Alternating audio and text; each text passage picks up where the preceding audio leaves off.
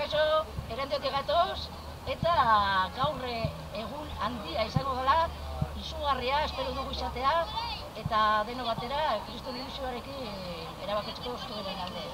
Lan handia egin dugu herrian, batez ere hemen daudena, jotake, egunero, eta oso erantzun polita eta gaurkoa politago izatea, espero dugu.